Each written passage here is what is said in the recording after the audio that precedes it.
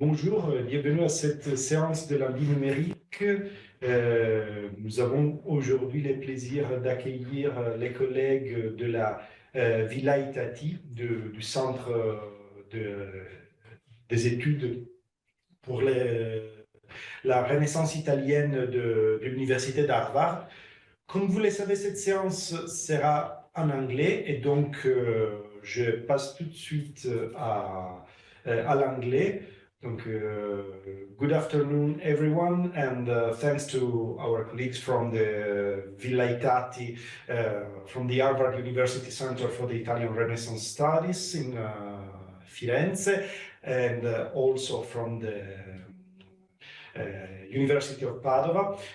We have the pleasure today to host Ludovica Galeazzo, so from the University of Padova and the Villa Itati, Remo Grillo, Lucas Click, and Gianmarco Spinacci, also from the Villa Itati. And today we will talk about reclaiming a cultural heritage site at risk, a digital reconstruction of the Venice Lagune archipelago. So I'll be short and I'll give the stage to Ludovica to present this project. Thank you, Ludovica. Many thanks for this introduction and for having us here today. Let me share with you the presentation. So I'm going to start and then my colleague will continue the presentation. I'm an architectural historian at the University of Padua, and actually I'm the PI, so the principal investigator of a project that is called, whose acronym is Venice. And today we would like to discuss with you and to consider with you how we can approach the study of entire urban settlement that no longer exist, not just individual buildings that have been demolished over time, but when we are dealing with whole urban spaces that have been completely transformed over the year. And the case studies we will focus on is a remarkable one, and is that of the Lagoon of Venice and the over 60 islands that form the so-called archipelago of Venice. We are not simply dealing with ruins or fragments, but as you can also understand from this picture, we are facing the upset of entire natural and human-made landscape, from which we have completely lost the connection with their physical space, but also in terms of identity and memory. And rather than just simply a risk, as our title suggests, I think we should consider these spaces as sort of interrupted landscapes, because there is no longer a physical continuity with this space, but also we have lost the deep ontological link with the heart of Venice.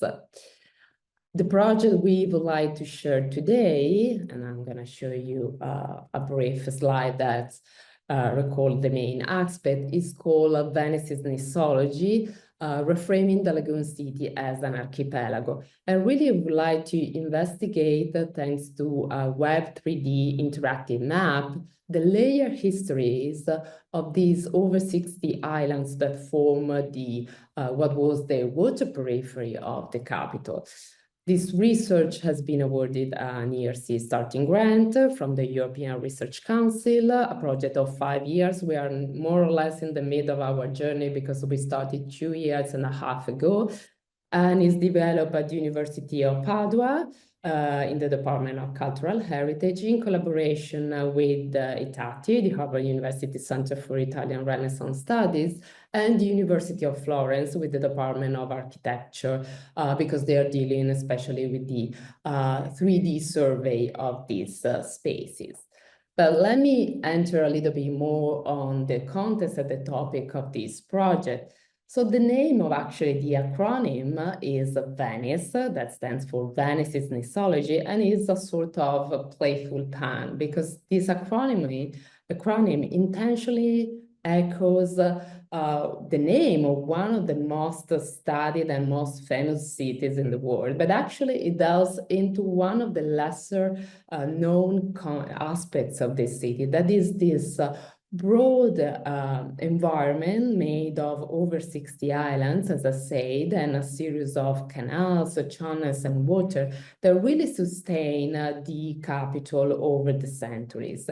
And their centuries-old story are intricately connected with the lagoon environment, at least until the end of the early modern period. Because if we move at the situation today, we can see even from these images that the historiographical void regarding these places is more pronounced than ever, because on one side, we have these places are suffering from both a physical and conceptual peripherization, because the long-standing prosperity of the capital has somehow led to a Venice-centric vision that cast a pall over these spaces.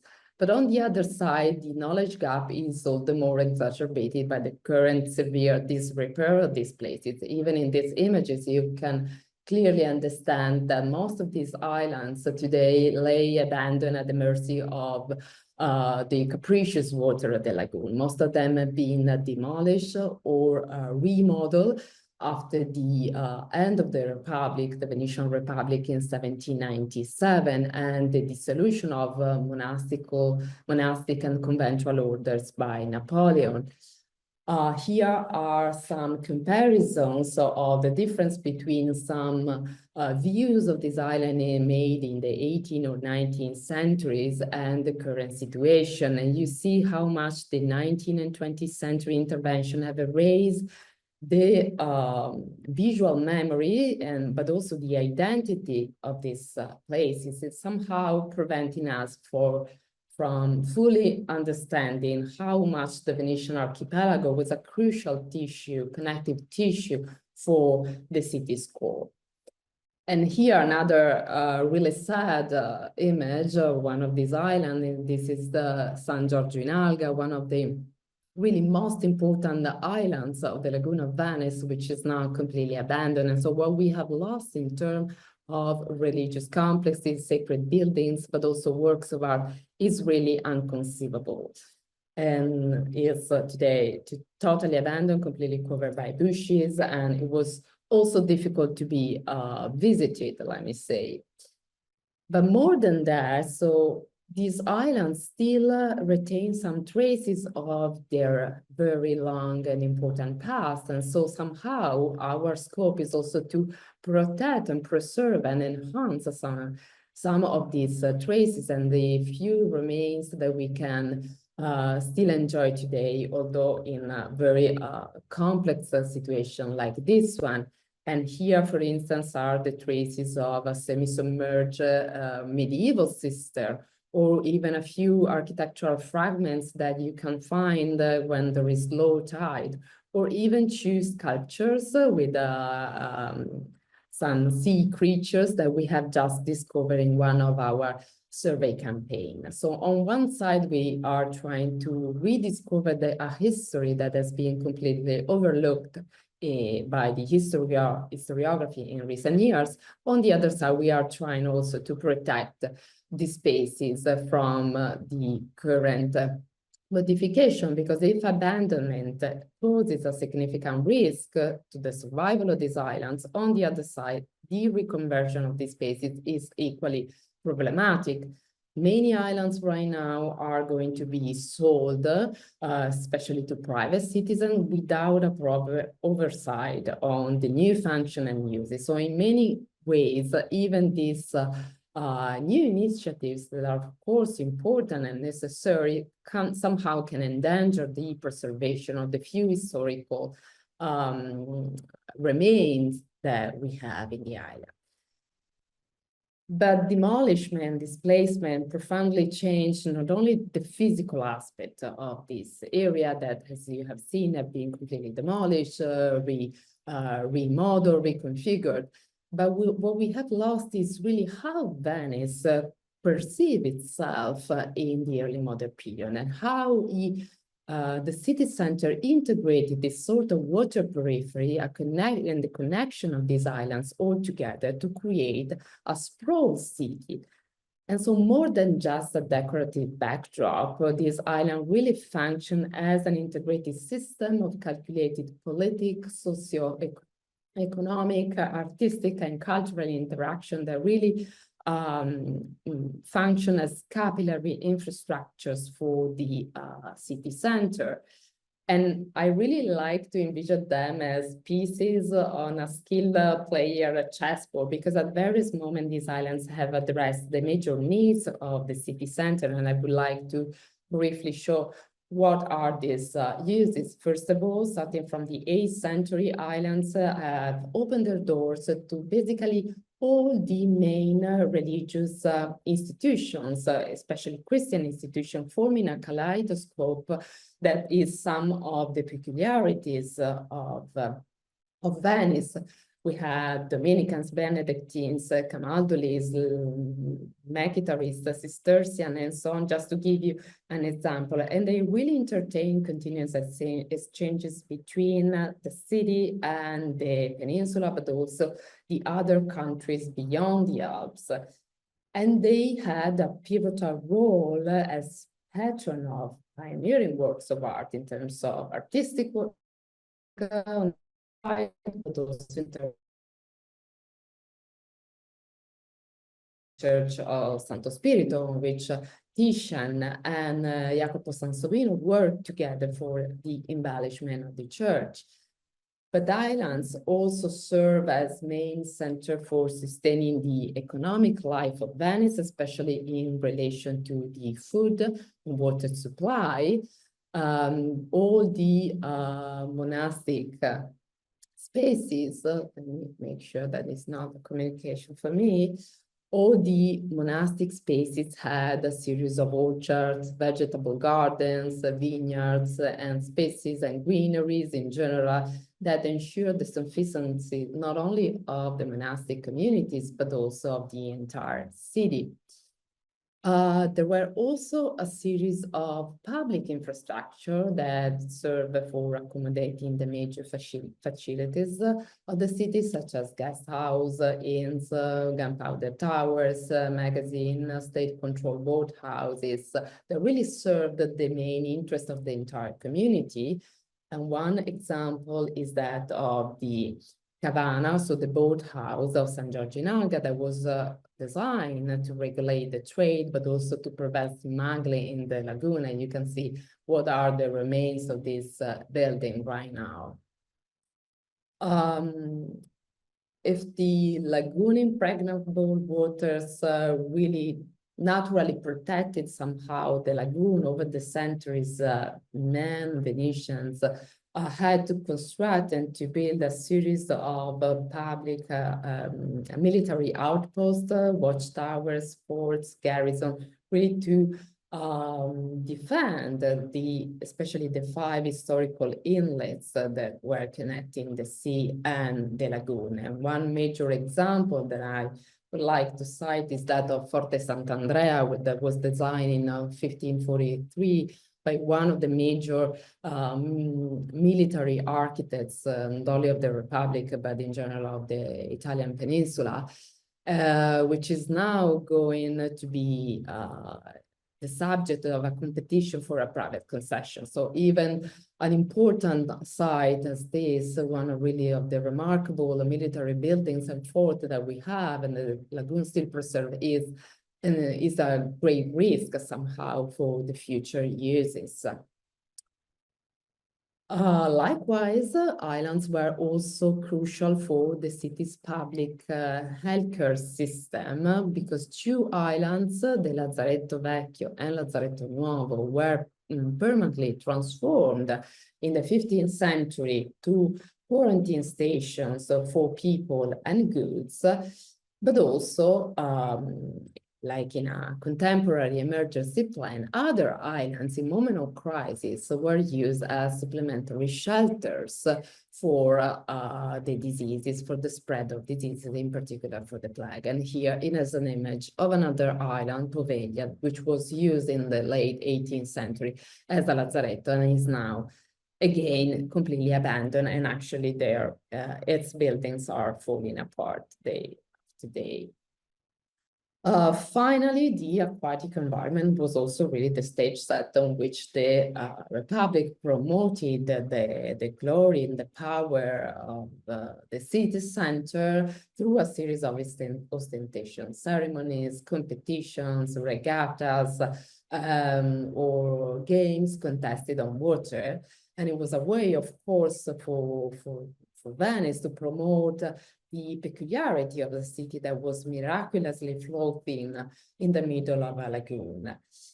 Islands within this sort of stage set constructed and carefully orchestrated by the Republic, islands really played a major role, also because they were used as a sort of embassies for welcoming the high dignitaries, the royalties, or important ambassadors who were coming to Venice. They were not allowed to enter directly the city center and to go meet the Doge, but they needed to stay according to their nationality to some of the guest houses that were constructed within the islands. And one example is the guest house created in the island of La Certosa in the lay brother cloister, which is today in the condition you can see in the image.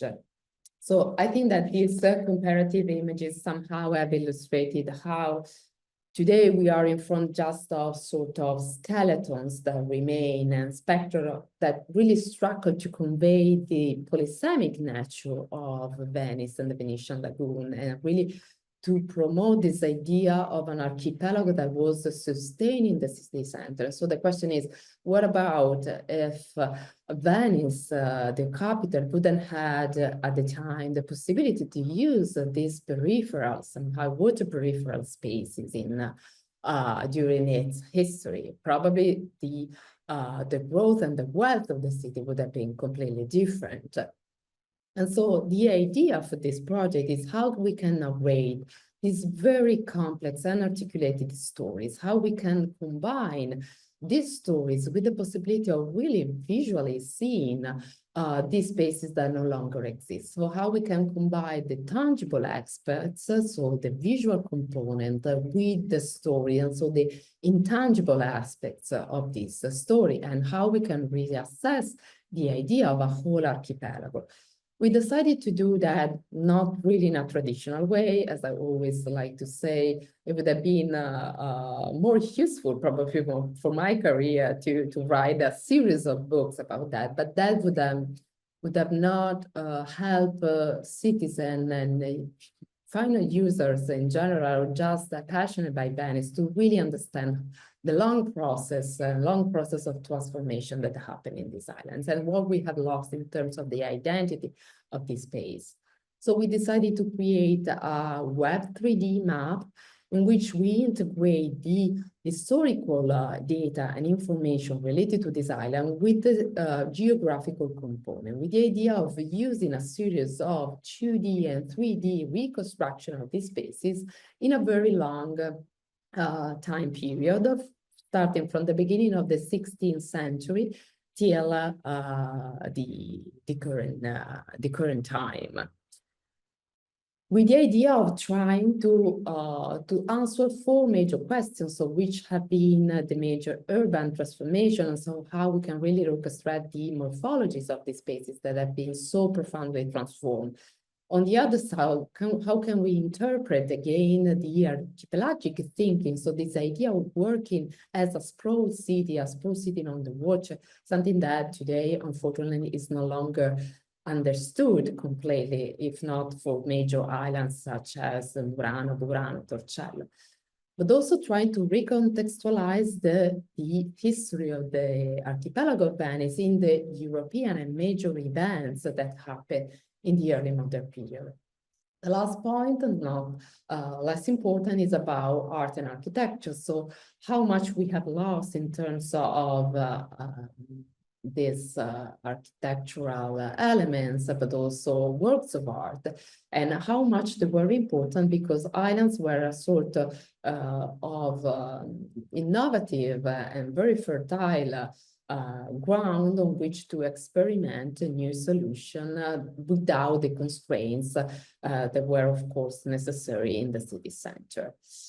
So the project really adopts a sort of dynamic workflow that combines the historical research, of course, that is fundamental, with a series of advanced digital tools related to the digital survey, to the GIS mapping, to the 3D modeling, and all this information and all these processes are then integrated into a semantic geospatial platform, which will be presented by my colleagues soon. But I'm going to try to explain a little bit better in detail those steps. Of course, given the impossibility of analyzing the still extant buildings, really the sources, especially primary sources, form the backbone of this project. So we are dealing with a large great array of sources, both textual and iconographic, that are really representing the histories of these islands. We have Book of Islands, a description, rental contracts, loan agreements, but for the iconographical part, drawing, we can rely on drawings, survey, paintings, and for more recent time, aerial photographs, orthophotos, etc. And all these documents are compiled in the platform and are divided into the platform in 4 categories or entities: the sources themselves, the events that are recorded in the sources, the actors who were engaging with this series of events, and the buildwork, so the places themselves. As it regards the sources, we started an intense process of digitalization of these sources, thanks to a series of memorandum of agreements with some of the institutions that are preserving these documents. So especially for the drawings, we are acquiring high resolution image in order to have all these documents embedded into the platform, the infrastructure. And then we are collecting all this information in the infrastructure. And here you can see the 4 categories or entities that I mentioned: actors, events, sources, and buildworks. We are compiling them with their respective metadata. Here is a form of a list of sources for a specific island. This is the one of San Secondo. And here is the form in which we are implementing all the information. So the high resolution image, the attribute title, the original title, dimension, authors, etc., as a normal database. What is most important for this project, and something that my colleagues will explain more in detail, is the possibility to connect and integrate and interways all these series of categories together. So we have created a series of forms for events, actors, and buildworks that are interlinked in the place graph database in order to support for the future a series of complex query searches through the structured semantic search system that my colleagues will focus specifically on this point. So I'm trying to go a little bit faster. As it regards the buildwork, so the places, the situation is a little bit more complex because sometimes islands have been so drastically altered over the centuries that it's really difficult even to associate historical documents with their current configuration. And here is a clear example of the island of Madonna del Monte, for which we have also a detailed map that contains also the measurements in Venetian feet, but actually the situation today, its morphology today is completely different. So we need for sure to acquire through a survey campaign a series of so-called ground control points, also points that we can recognize both on the ancient documents and the real world to associate and to georeference this documentation. With this idea, we started a quite intense survey campaign, 3D survey campaign, using a series of digital tools. This is something that the University of Florence, the Department of Architecture, has developed over the past 2 years and a half. We have used photogrammetry, laser scanners, static and mobile, GPS, drones, and also this robot that you see here is a yellow shape, is an underwater robot that was trying to survey and to measure some of the elements that are visible only under the level of the water, especially with the high tide. What we obtain is a series of point clouds, very dense point clouds that are necessary for acquiring the final measurements of places that, as you can see even from these videos, are very complex because the vegetation is very persistent. It's sometimes very difficult also to being able to see and to measure these spaces. But this part of the digital survey is really the backbone and the base ground for the operation that we're going to do later for trying to reconstruct two-dimensionally and three-dimensionally the space. Here is another image of the point cloud of the island of Poveglia. But not only Venice and the lagoon is somehow keeping and conserving the history of the islands.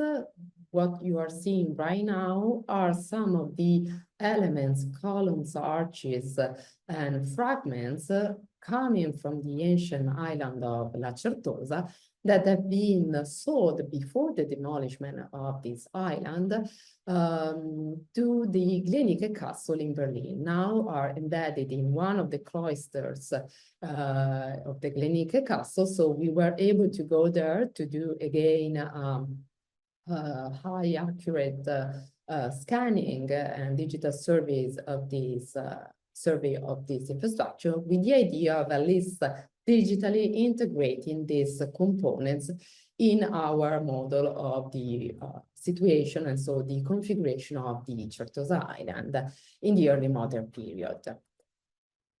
The following step regards the idea of georeferencing all the historical maps that are somehow photographing and registering the process of transformation of this island.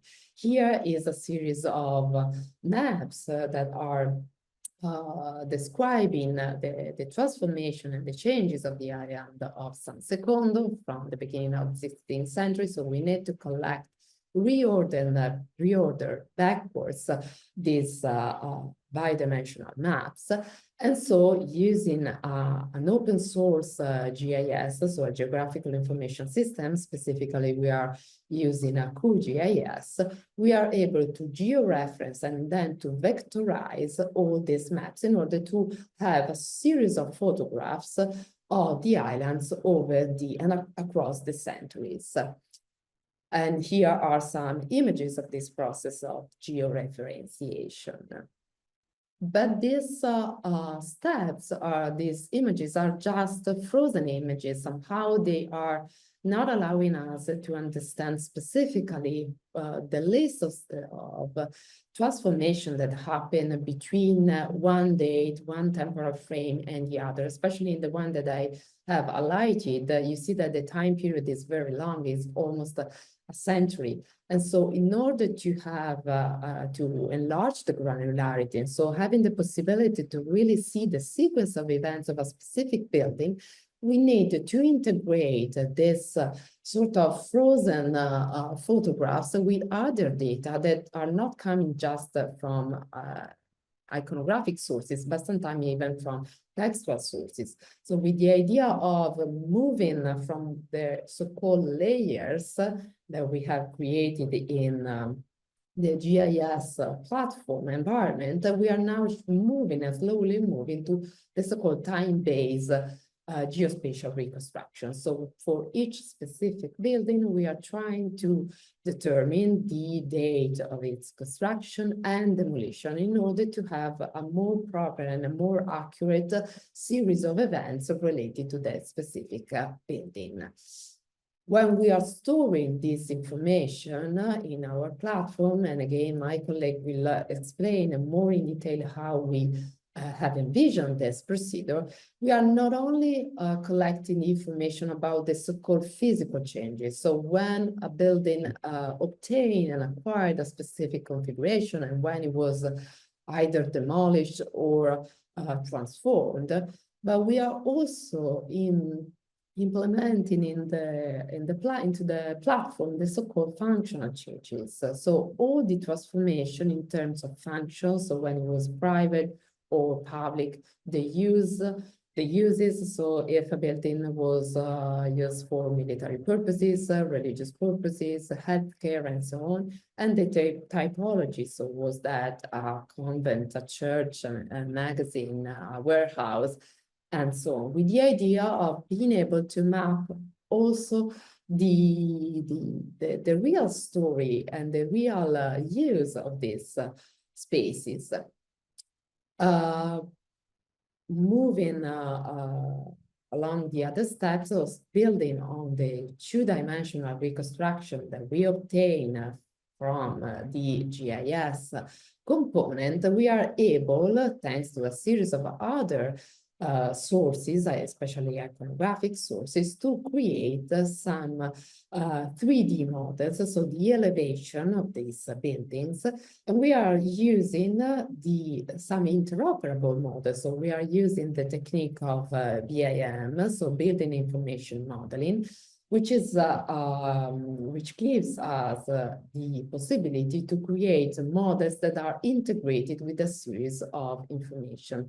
These informations are about, again, function, uses, typology, but also people, events, artworks, in order to answer the question that I was mentioning before. So the changes in terms of jurisdiction, state and private jurisdiction, the social activities played in this island, the architectural solution, the cultural exchanges. So the 4 major questions that are somehow driving our research.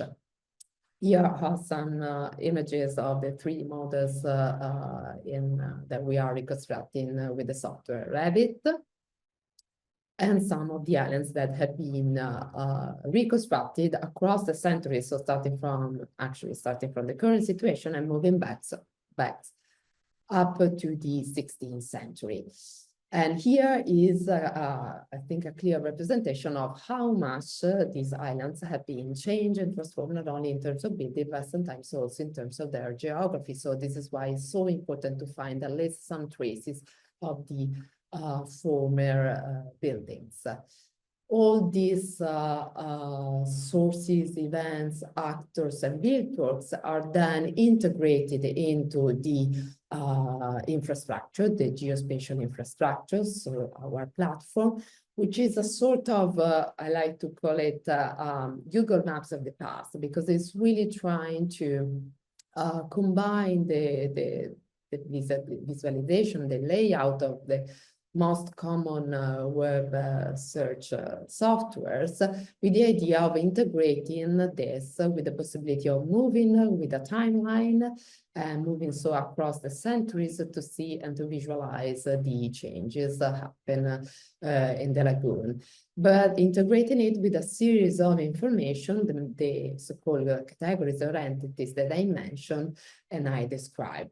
And now I will I'd like to leave the floors to my colleagues, so they will enter and delve more in detail about how the platforms function. Thank you. Okay, thank you. So before we dive deeper into the technical part, let me stress on one challenge that we faced. So the features we are drawing are not the building themselves, but rather they are a representation of how buildings appear. So, or better, were documented at a specific point in time. And this distinction is essential. So our goal is to move from a layer-based paradigm to a feature-based paradigm. So the layer-based approach is the standard in GIS softwares, where scholars work with one layer per historical map. So we want our system atomic unit to be the individual building representation, so not the entire layer. This lets us treat time as a continuous dimension rather than a discrete one. This approach has a user advantage when it comes to editing and maintaining data. And for instance, if a new archival resource archival research uncovers more accurate construction or demolition dates from visual or, for instance, textual sources, we only need to update one feature, not several copies scattered across different layers. So we want to maintain data integrity and simplify the updates. So let's now take a closer look at the process that we followed to generate 2D representation from historical maps with the aim of integrating GIS features into our platform. As Ludovic already described, the team undertakes a crucial step, digitizing and georeferencing historical maps, and these maps are converted as GLTF images that align with the original maps in the real-world coordinates. We geolocalize GeoTIFF as input. Scholars manually draw 2D features, such as building or walls, directly on top of the maps using GIS softwares. Then, as they draw, they also annotate metadata indicating in which historical map each feature appears, and occasionally adding qualitative or interpretative notes in cases. These vectorized features are then automatically stored in a PostgreSQL database, which is enhanced with a PostGIS module, allowing for spatial queries and data structuring. And the platform is then connected to this database. The platform Venise is then connected to the database, so it can dynamically fetch and display selected layers or features. Finally, this results in a visualization of geospatial features on the web platform, offering users an interactive way to explore the building's evolution.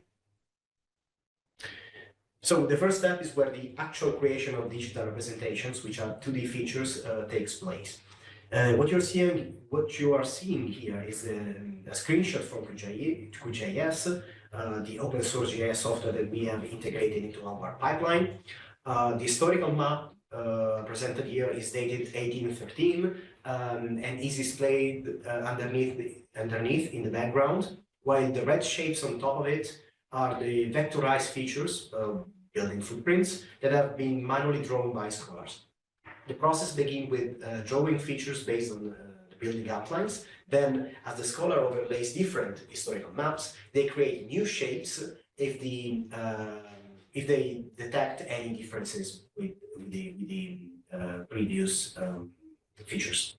So this is an example of how digital features are created directly from historical cartography using visual alignment and process based on spatial precision and historical interpretation. Then we aim to describe specific representation of a building, or better, describe if the building was present was appearing on a specific map. So not describing the existence of the entire building, but in this case we are only describing an aspect, a representation of the building itself. So at the top here you can see 3 maps. A modern aerial view, an orthophoto from 1984, and the historical map from 1813. And this 3 map corresponds to the column that you see right below, today, 1984 and 1813. Now, each row represents a feature, and each cell contains a Boolean value indicating whether the feature appears in the respective map. So when scholars draw a feature, they also annotate the map when it appears, and this allows us to trace both the existence and the evolution of the architectural forms. Let me show you how we handle architectural modification using the first 2 entries as an example. The first feature, BLDG1, appears in both the modern and the 1984 maps, which is true. But it does not appear in the 1813 map. The latter map, 1813, the building in that location is different. So instead of editing the existing feature, scholars create a new feature, which is BLDG 1.1. And with this notation of the idea of the name, we can suggest that the newer and the older buildings may have maybe functionally or spatially related, and even if they have different forms. With this Boolean matrix, we are not just storing data, we are also encoding interpretation of architectural continuity and transformation. So now let's take a look at the relational database structure, the PostgreSQL database. We have a public schema, which is what scholars interact with when working with GIS, and this is where the vector drawing are saved. It's a kind of a temporary or let's say a raw workspace, and each island has its own table, as we saw in the previous slide. Then we manage everything relying on the database system. So for each of these island table, we set up let's say triggers, technical triggers on insert, update, delete operation on these kind of events. And with these triggers, we ensure that any changes that are made to a feature are automatically reflected to a centralized table that contains the full collection of the feature. So this brings us to the production schema that you are seeing now on the left. This is where clean structured data are stored and maintained. We have two main tables. The one on top is called Venice data, which is our core feature table. It stores the unique identifier for each feature, the geometry, and the spatial metadata like the z-index or other layer informations. The other one is called feature sources on the bottom. This table links each feature to the maps in which it was identified. So in this case, we also support traceability and transparency. Now that a feature exists in the relational database, we need to connect it to elements in the platform. So this is where the platform Venice takes over. Venice has been created on top of research space interface, and you're seeing now the interface specifically for the list of buildworks. Each row corresponds to a building, and it has a list of features that are drawn, linked and stored in the system related to this building. Each record includes metadata such as the island in which it appears, and other information like the construction phase, approximation dates, existence, and so on. That can help scholars to understand what the building is about, because we may have many churches with the same, let's say, name. And also these entries are linked to the feature IDs like BLDG 1, 1.1, and so on, that we saw earlier. So scholars are not just working with the geometries, but they are working also with the abstraction of the building itself. They are meaningfully and semantically enriched. Then, when clicking on one of these rows, the system opens the build form. This lets scholars to define physical phases of a building, when it was built, modified, demolished, and each phase is linked to a specific to the representations and one of the geometries we saw earlier. Optionally, it can also be tied to a 3D model. So instead of just saying that a building existed, we say that for this building, this was its physical form between 1500 and 1655, making the spatial dataset dynamic and meaningful.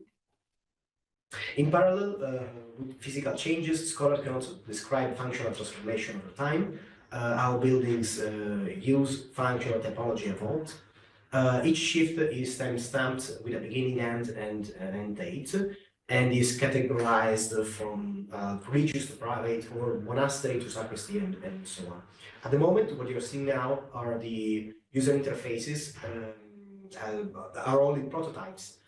We are working now to improve the user experience for scholar entering data. So the last step is to take a look at how it's connected and visualized on the platform. Again, we are building the platform on Venice, on top of research space, and it's an open source and semantic infrastructure. So currently, research space and Venice use the Placegraph as its great graph database, which support the querying using Sparkle.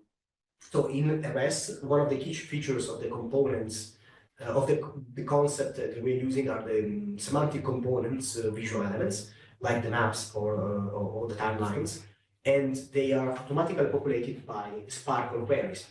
So we implemented a wrapper layer that is built on Java Sail that can translate SQL outputs, like the one related to the, for instance, the relational database, the PostGIS database, to RDF triples readable by Sparkle. So which lets us federate queries across different sources or databases in this case. So at the end of the day, this means that we can keep the relational structure of our feature data while also leveraging the flexibility of the semantic web. So here on the screen, this is result one of the queries that we have integrated. Is the base map. So the map shows Lazzaretto Vecchio, and over it we have plotted the features derived from the database, filtered by the bounding box. So these shapes represent not the building in the abstract sense, but it's a representation of the building that is valid for a specific time period. So we use PostGIS and SQL for spatial precision, Placegraph and Sparkle for semantic richness, and everything is combined together with the platform Venice. Very quick on the let's say the linking of the entities. So in these few slides, we are focused on how the different type of entities, events, people, sources, and places are semantically linked together. So in this example, we are editing an event. The Proto Tommaso Scalfarotto prepares a project for the two new contournances, and it's classified under the typology project development and dated 1774. In this event sourced from an historical document, and it acts as a semantic anchor, allowing us to connect it to places, people, and sources.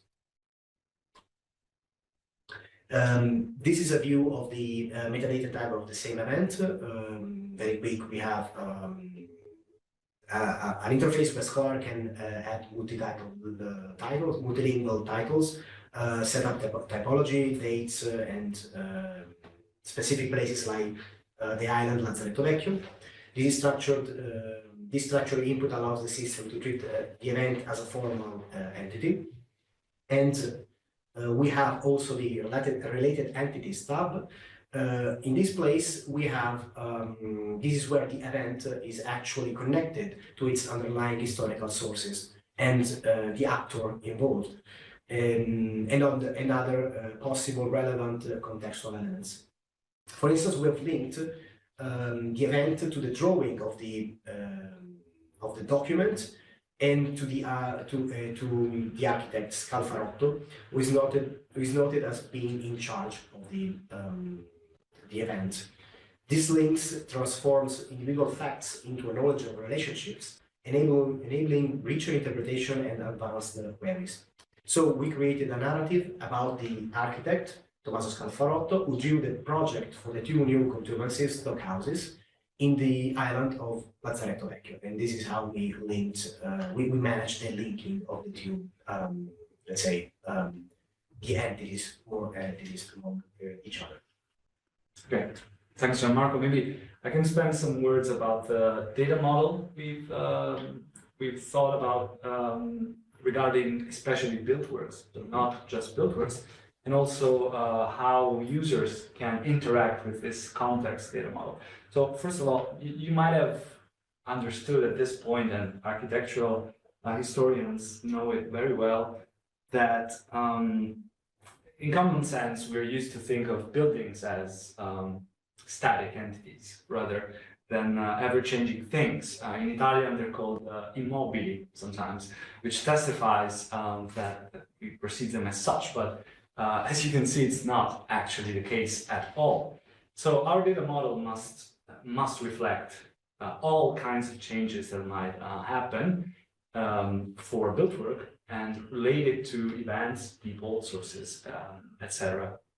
So buildings can be just designed and never created, or built.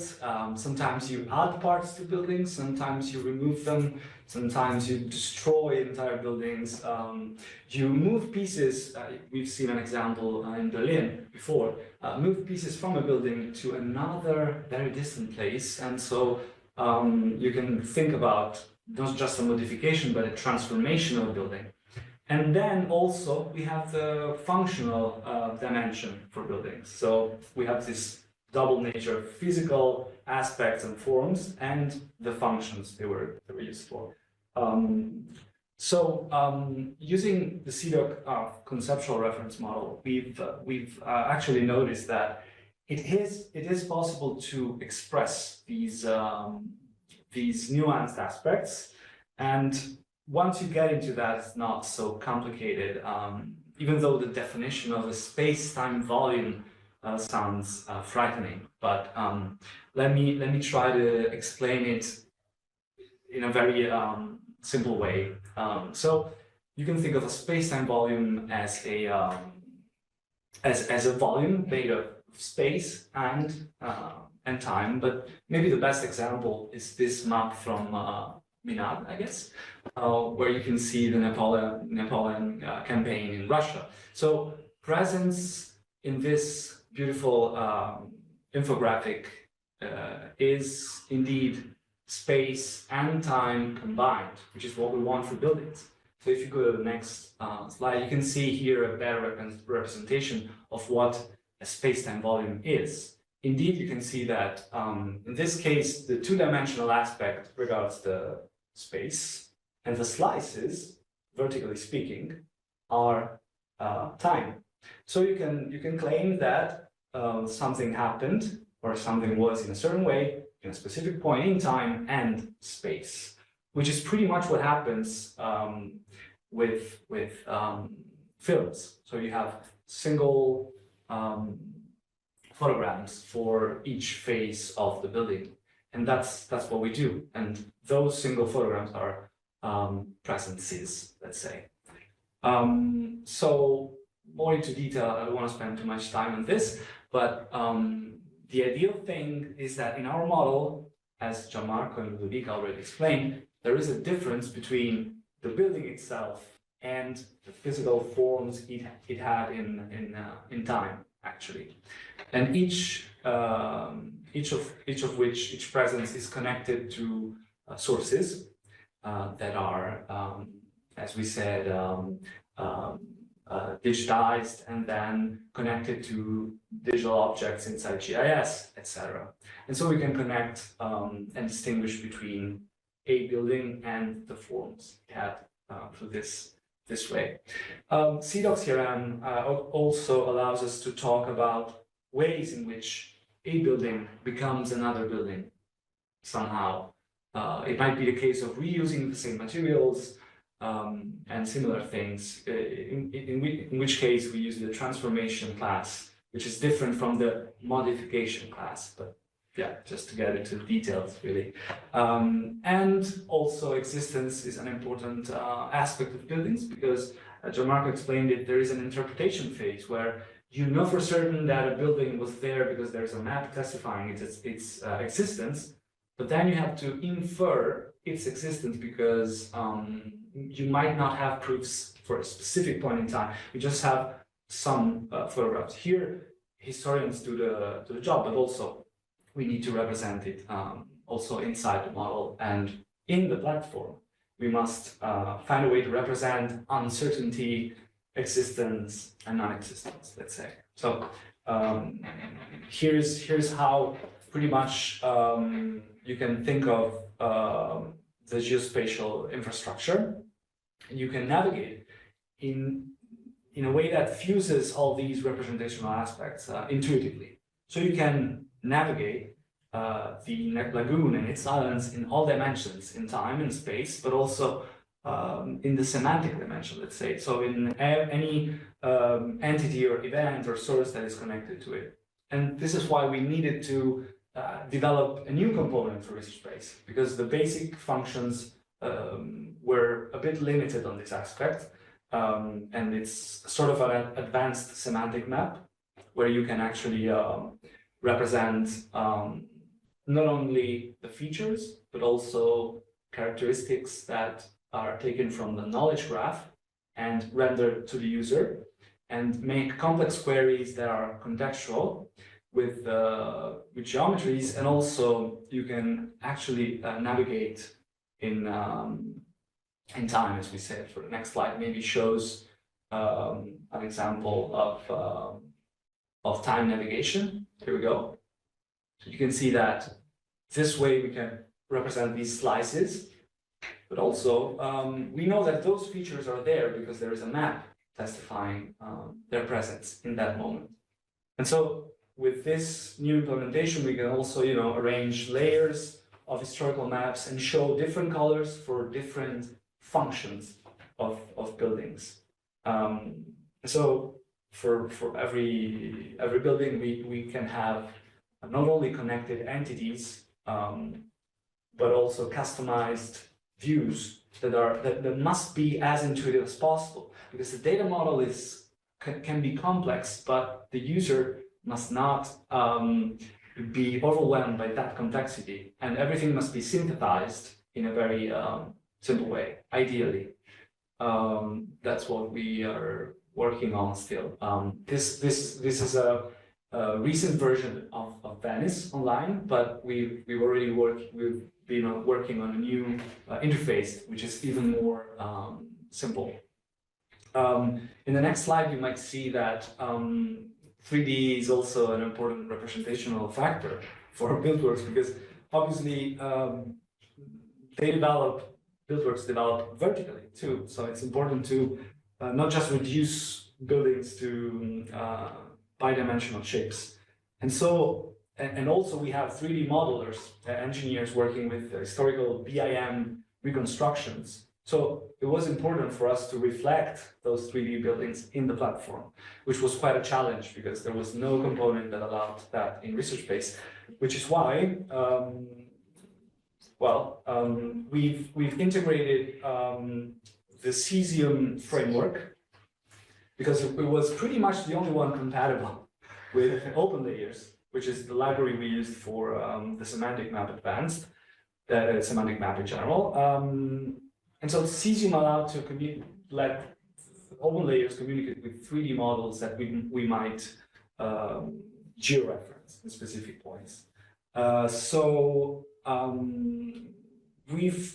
the next slide, probably, there is an example of a 3D reconstruction. It's loading, yes. So placed inside the lagoon. So you can also ideally explore it, looking at not only from a distance, but you can also appreciate the details of the 3D model. You can see it in a few seconds. So in this regard, cesium also has an API to bulk load all sorts of, here we go, this is the amount of details we might get, but this is still under development, and of course we'll improve this. So yeah, that's, I guess that's pretty much it. We're a bit, we're, I think, right on time, and maybe we can open for some questions from you and from the people listening to us online. Thank you. Thank you. Thank you very much. It's impressive to see the advancement of this project. It's really complex and well articulated between all its components, from the data from the PostgreSQL database till this kind of amazing animation, cesium, and the integration of 3D models on a sphere. It's really great.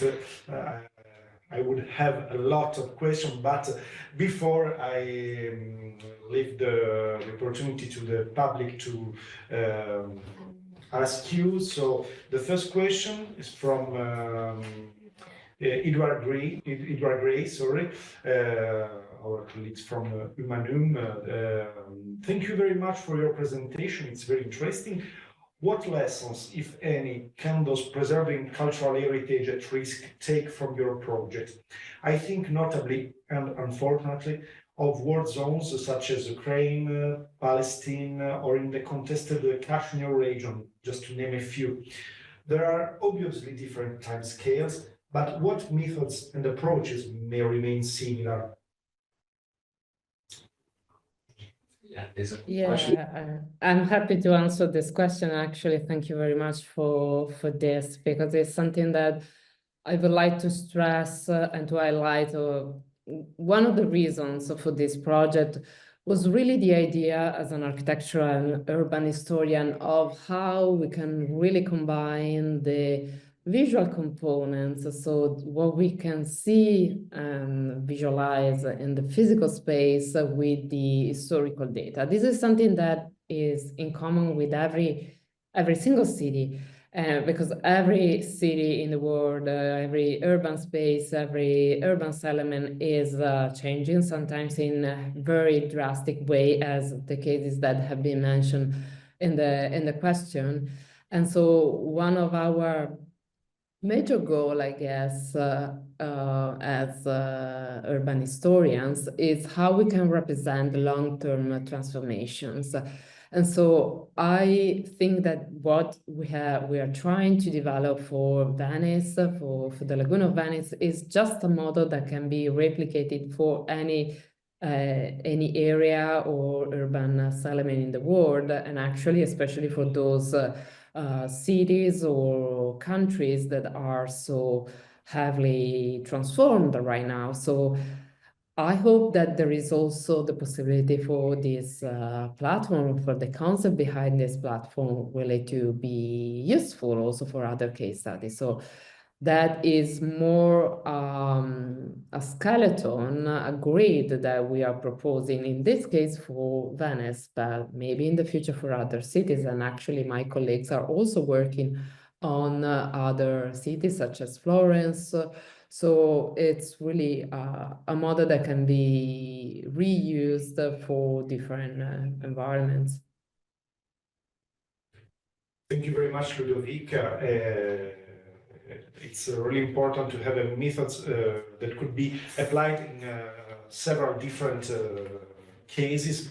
And about the methods, I'm just share a thought concerning you use a lot of methods that are proper to the landscape archaeology and the ancient topography. So, but in your sources, if I well understood, you didn't use data from archaeological excavations in the lagoon or other kind of archaeological information. Sorry, as a formerly an archaeologist, I have to ask why this choice. Why you choose to focus on historical sources and not on archaeological data. Actually, it's not totally correct. So we are doing also a little bit of archaeological excavations. What is very peculiar and strange somehow of the historiography actually of the lagoon is that there are a group of studies related to the late Roman and medieval period, and sometimes in some other studies for the recent years, but there is a huge gap of what happened in the early modern period. So this is why my research is delving into this historiographical gap. That means that some other colleagues from, especially from the University Ca' Foscari in Venice, but also the University of Padua, are doing archaeological excavations, especially for, again, the medieval period. And so these data sometimes are useful also for our inquiries. In some islands for which we had memorandum of agreements or concession by the owners of these islands, we have been able to use the information data regarding the excavation they did. For other islands, especially the private one, is definitely impossible to excavate. So we are trying somehow to use the existing materials. In the group that is quite large, we are 12 people right now. We do not have an archaeologist per se, but we are trying to use collaborations as a link for these studies. And again, the chronology of this project starts with the beginning of the 16th century. So somehow they are helping us to move a little bit forward back in time, the chronology for what happened before, because of course the lagoon was existing way before the 16th century. Thank you very much for your answer, and great to hear about the increasing of archaeological modern investigation in the recent time. I well understand the fact that there is a gap from the Roman sources, Roman digs and excavations in the modern period. There is another question online, so it's Pierre-Yves Laborde from the INHA. It is striking to see how the morphology of these islands has changed over time as a result of human activity. But nature is perhaps also an important player in this transformation. With its own timeline marked by episodes of high tides, dike breaches, etc., how can nature be included in the project, not only as a passive participant in human transformation, but as a reactive player in human activity? Well, thank you very much. I'm going to answer again this question, but if my colleagues want to jump in, of course, they are very welcome. So nature is definitely a crucial component, not even just important, it's crucial for the lagoon, because the lagoon is partly artificial, but it's of course a natural environment. And especially what happened in the 16th, 17th century regarding the waters of the lagoon, the bathymetry, the canals, the deviation of rivers had a huge impact also on these islands. So the fact that we started our inquiry and our research on the 16th century, that was a moment of real crisis for the Republic, which was trying to do a series of intervention regarding the deviation of rivers, so to remove the floating of this river into the lagoon, because they were creating a huge problem of silting of the lagoon. The excavation of new canals, this happened also a few decades ago, they had a huge impact on the way in which the lagoon is navigated, the way in which the islands and also people can move in the islands, because of course, if you move a canal from one side to another side of an island, this has a huge repercussion also on the entrance of these islands, on the position and distribution of these buildings. So in the project, especially for the bidimensional part, we have layers, so information also for the canals and the water. So these are elements that are embedded directly into the visualization component. So we are not just looking at the buildings, but also at the contours of the islands, so the perimeter, the contours of the canals. Because the historical sources related to the monastic and religious complexes in general are unfortunately very few, sometimes we need to move towards local offices and magistracies that were in charge of the control of the lagoon in general. So we are dealing with the water magistracy that had a huge corpus of sources related to the depth of the canals, so the bathymetry and so on. So these are all materials that are embedded into the platform. And I totally agree that this super important component of the project. And also the perception we have with low and high tide. I don't know how many of you have been to Venice, but if you go in the very same place 6 hours before, so later, the impression you have is completely different, and what you can look at is completely different. And this also is a problem that we are facing right now, but was even stronger in the early modern period. Thank you again, Ludovic. I don't know if you want to add something. You're okay.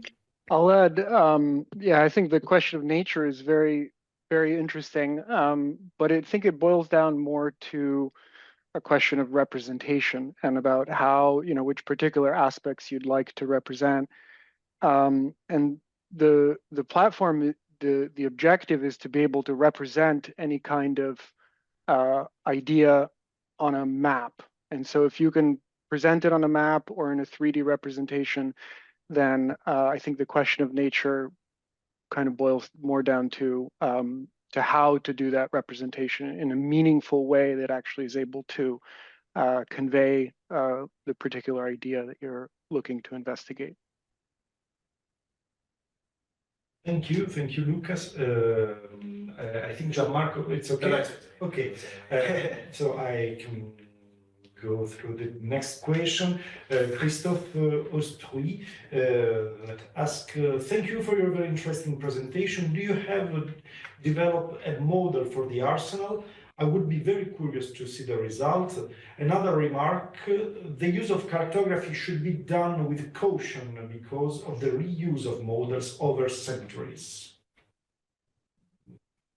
Well, as it regards the arsenal, well, arsenal is not really part of the project because we intentionally decided to focus our attention only to the islands of the archipelago, not to the city center. In the past, when I was working with another group of scholars in a project that was called Visualizing Venice, actually we did do a project on the arsenal. So, but this goes back to, I think, 12 or 15 years ago. So even the results should be updated somehow. As it regards the cartography, I'm not completely sure if I understood correctly the question, but of course, cartography is, we need to take it with a grain of salt, because we need to consider, first of all, the purpose for which this map or drawing was designed, was produced. This is especially in correlation with the idea that sometimes we have more accurate maps or sometimes we have less detailed maps because the local offices were focusing on a specific detail, maybe the contours of the island, and they were not interested on the building inside the island. So sometimes they are partially showing elements that were existing at the time.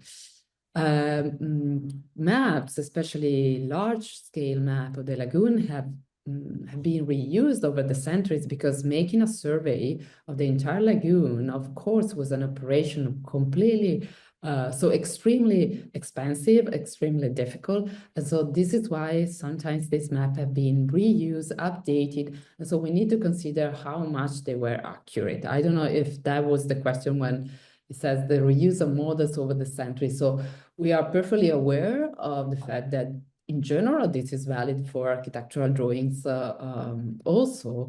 These tend to be reused, so we need to consider carefully the time of their first production and then all the updates. You can also recognize if this is a sort of spolver, or if you can find some holes in the drawing, it means that this has been reused and copied multiple times. So there are a few elements that might create sort of an alarm for us to make sure that we are interpreting them correctly. Then, of course, there is the role of the historian to interpret the cartography, and actually putting together, integrating together a series of maps is how really helps us to determine the quality and accuracy of these sources.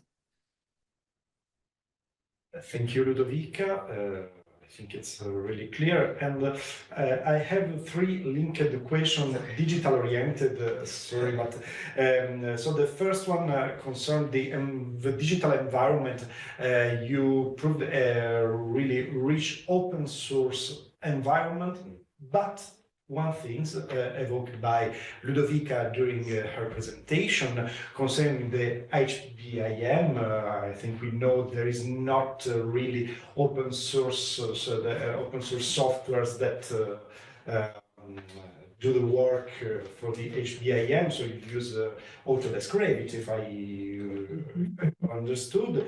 So the first question is, how do you integrate the data from the HBIM in the web platform?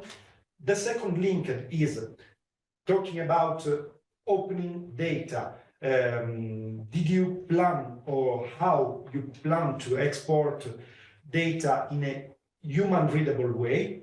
If I better explain, I know that there are SparkQL, there are a lot of things that are also related to humans, but more focused on machine readable data. So second one, should the user download data from could a user download data, I don't know, in a CSV file, etc. And the last one, will the platform be accessible online for a wider user? And if yes, is there a link? Because I don't find the link online. So the three questions are here. Yeah, I'll answer the first one. One of the things that I may add here is that the output from the Revit process is a IFC system, and we are currently trying to integrating the. We're still working on it, the full integration in the platform. We started to work with IFC OpenShell to parse the IFC file, but I'm not totally sure about that. This is something that I have to ask to one of the colleagues from Padua, and I think that IFC is open source in some case. I'm not sure about that.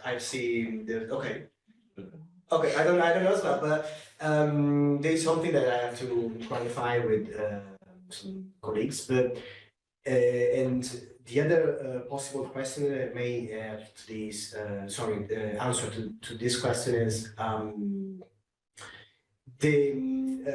with an ERC project, the output should be totally open, and I'm not sure about the softwares used during the creation of the output.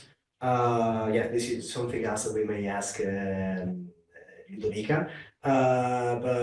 But yeah, the output from the IFC file are, the ready process are in IFC that we want to modify and parse in the platform. Yeah. Maybe I can try to ask your second question, which was very interesting, because I agree with you that knowledge graphs are for machines mostly, and some users understand them. So research space in this is clever, I think, because there is an embedded system of so-called knowledge patterns. What that is a way to translate human understandable concepts, birth date, very simply, into a pattern of your model of knowledge graph. And so this is the first step. So this way, for example, you can input data as a user with forms in research space without having to know the data model behind it. So you can translate the concept of birth date, or this building was destroyed at a certain time, and we as developers choose and behind dietro le quinte, so behind the curtains, build this this matching between the concept that are of the user's interest and the data model. So we try not to throw triples to the users. But in case the user wants to download them, I think it's not a technical problem. There is the possibility, technically speaking, to make dumps and translate again these triples into concepts. But then it becomes, I think, a matter of how the project is open and how and if. Maybe Ludovica can say something more about this. But and the aspect of intelligibility of the triples, I'm actually working on a research about letting users use natural language to interact with knowledge graphs, which is a difficult goal, but maybe it might be possible in a near future. So. Thank you very much. And concerning the online, probably Lucas. Lucas. Yes. I'll just add, you can get CSV outputs from Research Space. There's you can write a Sparkle query and then retrieve CSV, and there are very simple ways to make it so that, like, when you're looking at a record in the platform, then you could just add a button that says download CSV data for it, and so that's a very easy and simple thing to do. If I may add, just IFC, it's a open data schema, so it's not controlled by a single vendor. So okay. Thank you very much. And if I may add something, coming back to the problem of open source in general, not only related to softwares, because it's true, Revit is not a proper open source software, even though we are using an educational license, and it's something that also students are doing here in Padua.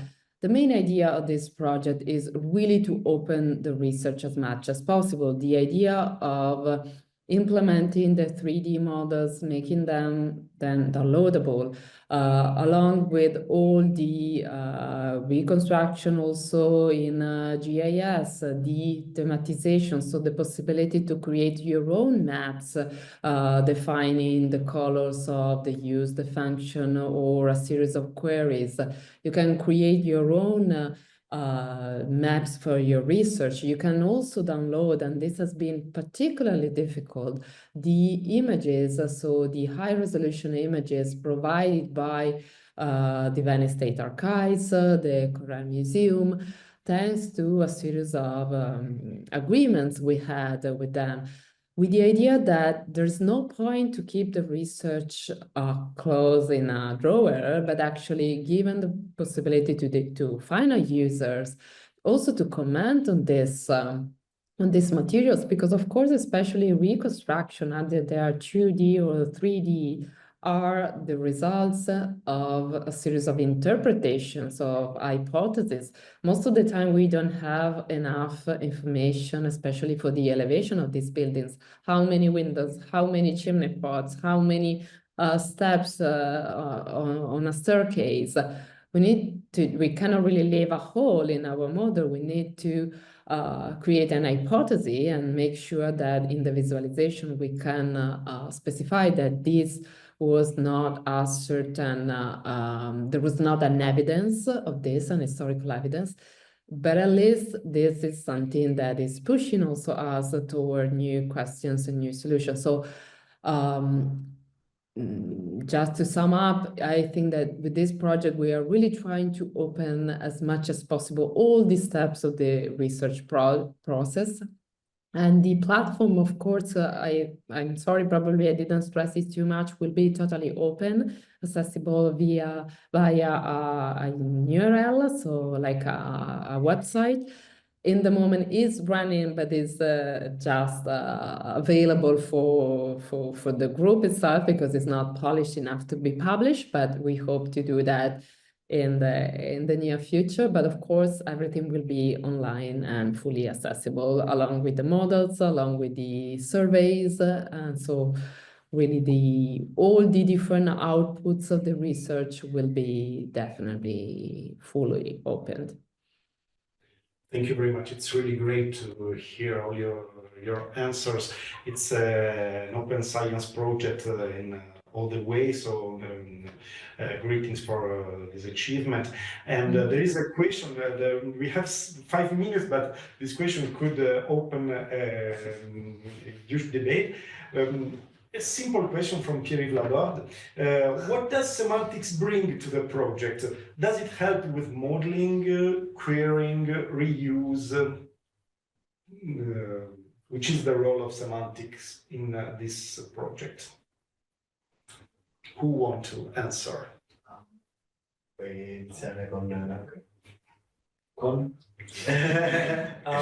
So it's a big question. I think it would be impossible to trace all these nuances in a reliable, structured, and explicit way without using so-called semantics, meaning I think knowledge graphs and ontologies, stuff like that. So relational databases are useful, especially in the case of GIS, because we have a bond with that particular structure, but history is very difficult to put into tables, and so I think very generally, just to take 10 seconds, graphs are, I don't know, personally, I don't imagine anything different that might work as well. And also, there is an important thing about relational databases, let's say, against graph databases, in this case, semantic based.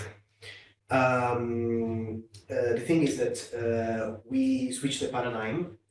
So in a relational database, we have the closed word, let's say closed word observation. So we have tables, we have columns and rows, and in each cell we may have an information about a specific element for a specific property of the element. We need to have, let's say it's just a Boolean value, for instance. We need to have an answer for that question.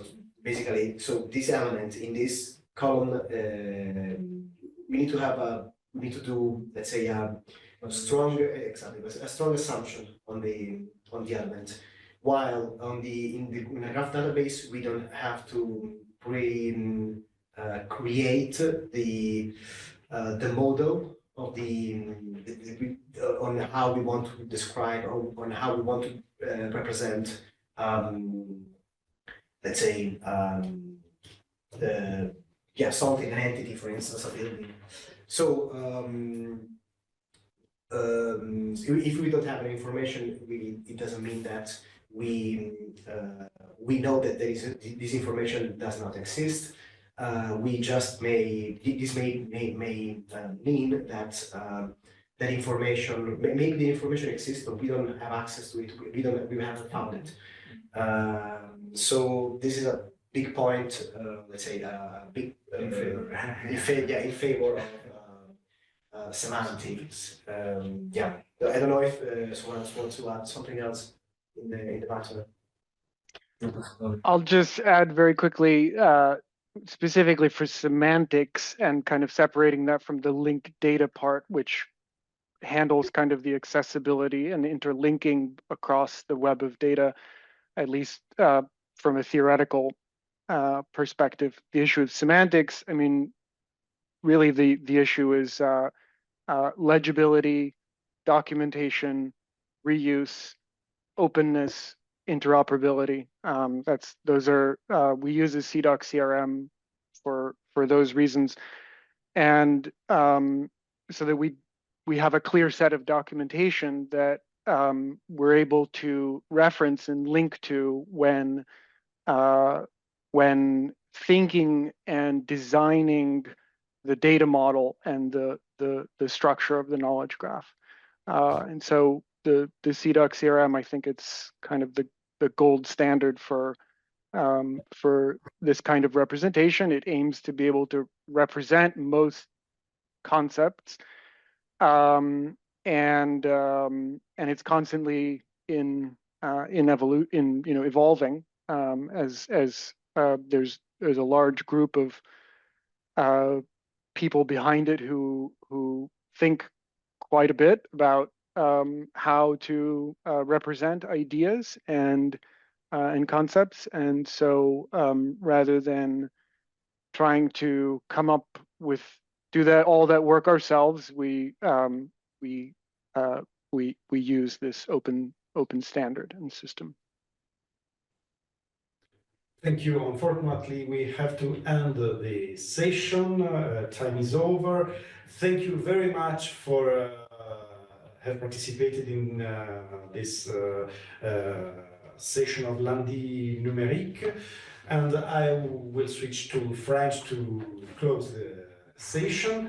Et donc, merci à tout le monde d'avoir participé à cette séance de Lundi numérique, d'avoir participé si nombreux. Je vous rappelle que la prochaine séance de Lundi numérique sera le 16 juin prochain avec le projet Icaria, analyse iconographique automatisée des photographies patrimoniales avec Édouard Descentour du Musée national des arts asiatiques, le musée Guimet, et Christopher Carmovan de la boîte Teclia.